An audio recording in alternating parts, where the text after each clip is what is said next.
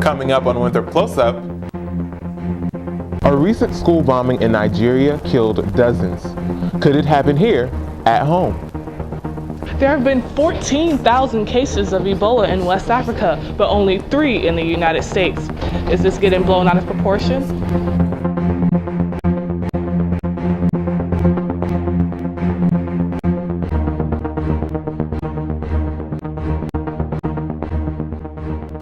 Welcome to Winthrop Close Up. I'm Brandon Gray. And I'm Leslie Brown. School is an environment where students should feel safe, right?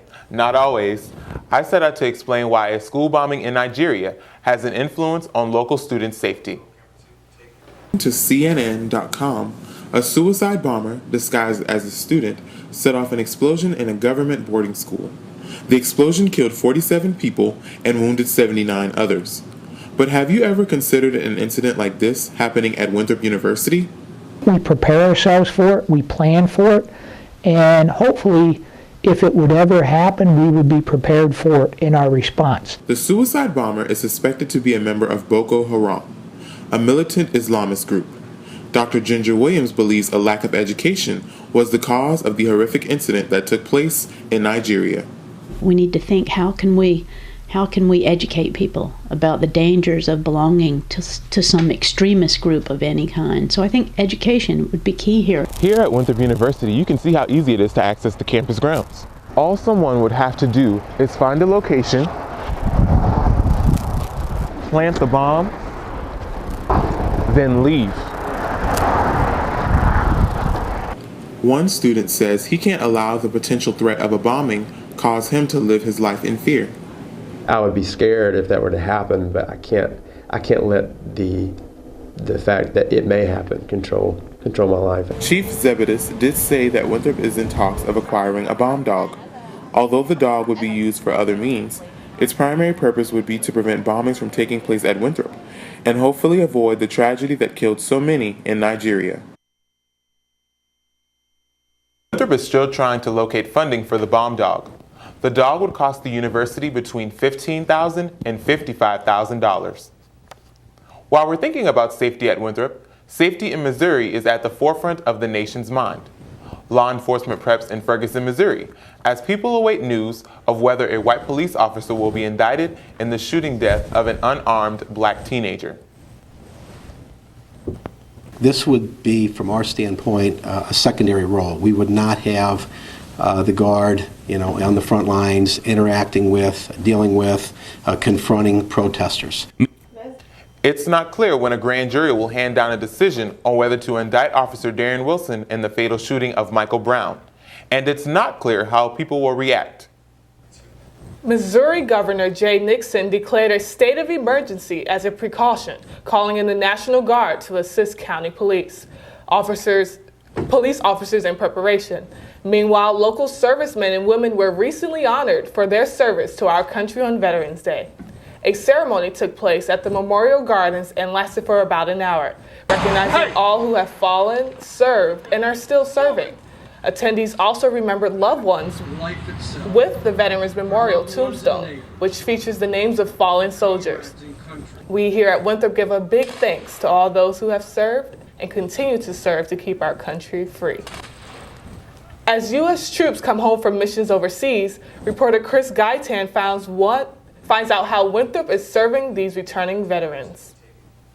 As I've said before, these American forces... As the Obama administration cuts back on the number of ground troops overseas, Winthrop has found a unique way to honor some of these troops. Winthrop designates certain parking spots for military veterans who are recipients of the Purple Heart. The Purple Heart parking spots were established just about 2 years ago, working with our Division of Student Life and Campus Police. They were an idea that was brought forth, and in working with Chief Zebedis and Jack Allen in Parking Services, we were able to designate 2 locations on campus that we thought would give our students access to a variety of spots on campus. With only 2 designated Purple Heart spots on campus, what is one to do when both spots are full? When those spots are full, however, it's important to note that there's only 2, and although there might be 10 people who have that distinction at Winthrop, when those spots are full, then you must still park in your normally assigned parking area, whether it be commuter or resident or whatnot. For those students who illegally park in Purple Heart parking, they have to pay the exact same fines as if they parked in a faculty space. Though some students have mixed feelings about the parking spaces. I mean, I think they're fine if they're being used, but if they're not being used, then I guess they should be converted to something else. It is good to see that Winthrop has found a way to honor heroes who were wounded in combat. Chris Gaitan, Winthrop Close Up. For more information about the Purple Heart parking spots, contact the Winthrop Campus Police. Coming up on Winthrop Close Up, we'll join Rachel Richardson in the News Center with information about the freezing temperatures. And one Winthrop professor discovers something unexpected while researching abroad. Stay tuned to join me as I travel through time and space, back to the Renaissance. Welcome to the News Center. I'm Rachel Richardson with your latest in national and international news. Much of the U.S. is shivering from a powerful Arctic blast that can be felt here in the South as well. Millions are feeling the bitter cold Arctic air as it grips nearly the entire country. Temperature-shattering records happening across the Midwest, with some parts in the single digits. Nationwide, a deep freeze has 50% of the U.S. now covered with snow, crippling some parts of the Midwest. Pope Francis may want to grab an extra jacket before visiting the U.S. Plans for the Pope's first visit have recently been announced by the Vatican. The Pope is planning to attend the Church's World Meeting of Families event in Philadelphia in September 2015. The last time the U.S. was visited by a sitting pope was in New York and Washington in April 2008, when the states welcomed Pope Benedict. Pope Francis is originally from Argentina in South America. One Winthrop University professor recently traveled to the southern continent and made a unique discovery. Back in 2008, Dr. Janice Chisholm set out to find Monksaki monkeys, but she also found a group of monkeys that may be in a completely new species altogether. The ultimate answer here is going to come from genetic research. We need to get some genetic samples from these guys, both types, and see how different they are from each other. Dr. Chisholm and her team are looking forward to working with a geneticist to study the DNA of the monkeys. Travels abroad have a few people calling out of work. An illness on a cruise ship trumped seasickness. People aboard the ship were victims of an unsettling stomach sickness. The CDC is investigating after 170 passengers and crew on the Princess cruise ship contracted neurovirus. Neurovirus is a common gastrointestinal illness that causes intestinal distress, vomiting, and diarrhea. On a month-long journey, the cruise ship traveled from Tahiti to Los Angeles, where it likely picked up the virus.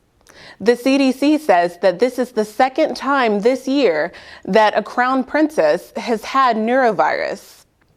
The cruise line has said that the ship will undergo a deep cleaning before its next voyage.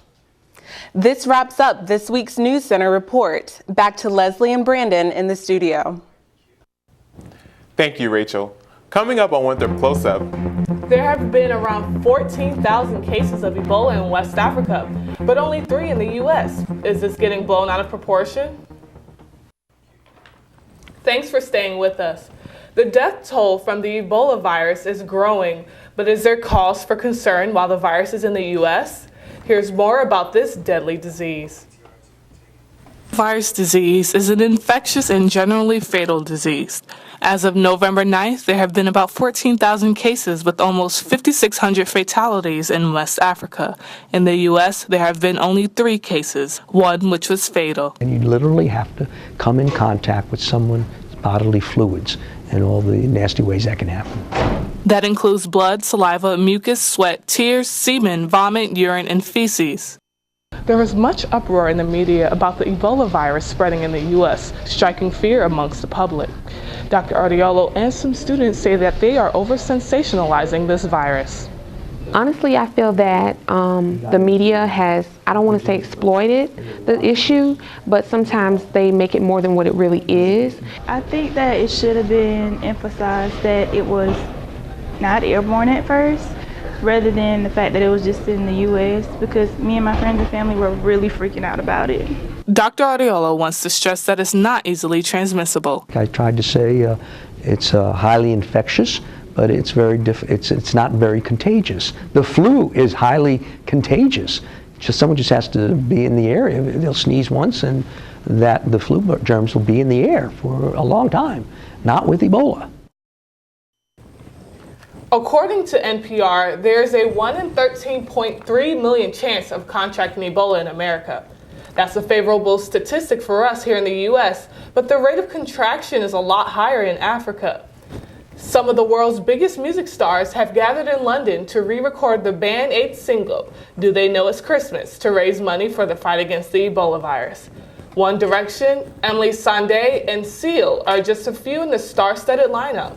It was 30 years ago that the song was originally recorded to raise money for those starving in Africa. As more and more people set their music playlists to Christmas songs and prepare for family visits, some women are choosing not to start families of their own. Reporter Tabitha Corley explains. Deborah Allen is expecting her first child and is almost 30. I think it's becoming more and more acceptable for women, working women, to have children later. One professor waited until she was almost 40. She explains that over the years, the trends have changed. I think the women's movement has helped extend and expand opportunities for women both inside and outside the home. I think young girls and women are thinking about their lifespan in a different way than they used to. Allen said there were 3 things that determined her readiness for children: faith, finances, and her career. I definitely wanted to wait for me to get stable in my career and to meet the right person, obviously. We have seen more and more older women, and it's been amazing. And so they really encourage them not to eat salt and to eat a healthy diet and not to have a lot of fried foods and greasy foods or junk food. There are a few common complications, such as high blood pressure, similar to any pregnancy. One of the main problems they have is preterm labor and also toxemia. And so those can be managed by medications and a good healthy diet. However, some students on campus feel that having children at a young age is just for them. Okay, I want to have my first kid at 24, and then the second one at like 27, and the third one at 30. Since I want 3, I want them all before 30. If you have kids a little younger, you have more patience and more energy, and you're more excited. There is no perfect age to start a family. In the end, all the child simply needs is love. Tabitha Corley, Winthrop Close Up. More information about family planning and contraceptives, visit Health Services in Crawford. Up next on Winthrop Close Up, we'll join Gabrielle Franklin with your arts and entertainment. Stay tuned to find out what sweet music is being created by Winthrop students.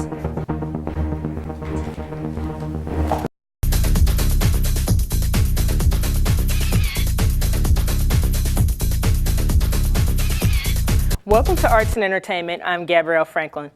Sweet sounds are filling the air here at Winthrop University. Reporter Damon Max takes us inside of the chamber orchestra.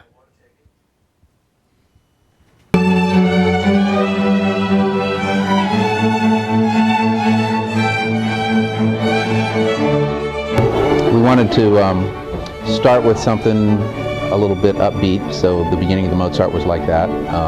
We put the slower pieces in the middle, and then we ended with again, something kind of upbeat.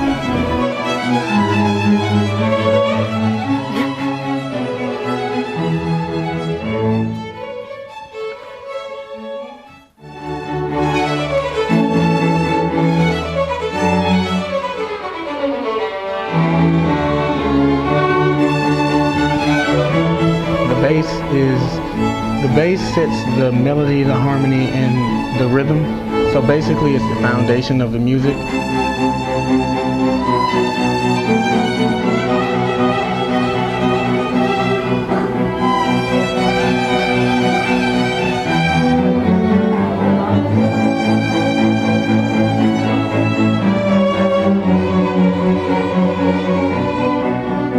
I usually come to practice around 10, and I practice around 2 hours before we even get together. So in all, I practice probably about 4 hours every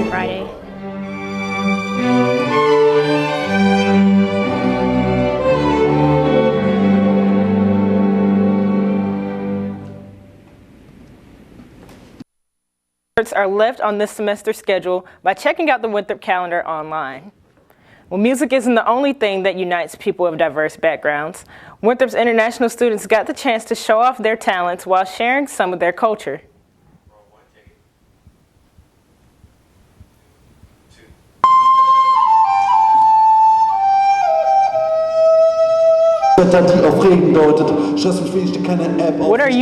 What you are hearing are sounds from the Taste of the World event right here on campus. From German rapping about social media to Arabic drum guitar, the Taste of the World event offered cultural snippets from around the globe. There were even Italian ice love songs, followed by an extremely popular choreographed YouTube dance from Japan.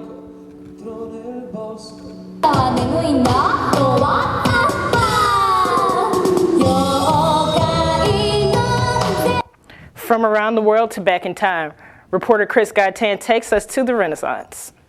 Get him! There's a reason. Every fall, people travel back in time to the 17th century with the Carolina Renaissance Festival. From October through November, the festival takes place in Huntersville, North Carolina. Oh, well, the festival is in honor of their majesties coming to see us here at the end of the harvest season to have a good time and spread good cheer. The festival has rides, authentic cuisine, and games for everyone. Hannah Redlick is a dancer and sees the festival as a great stage. We got introduced to the Renaissance Festival through a theater teacher, and we just fell in love with it instantly. We've been doing it every year since, and we really, really love it. Not only were participants at the festival transported back in time to the Renaissance, but just like Marty McFly in the classic film Back to the Future, they were sent forward in time.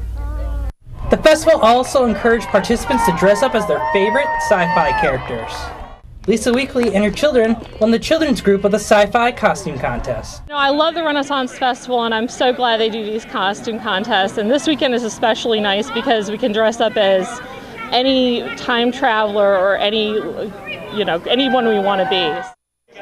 Whether you're a Renaissance man or a man in a TARDIS, the Renaissance Festival is a place for you.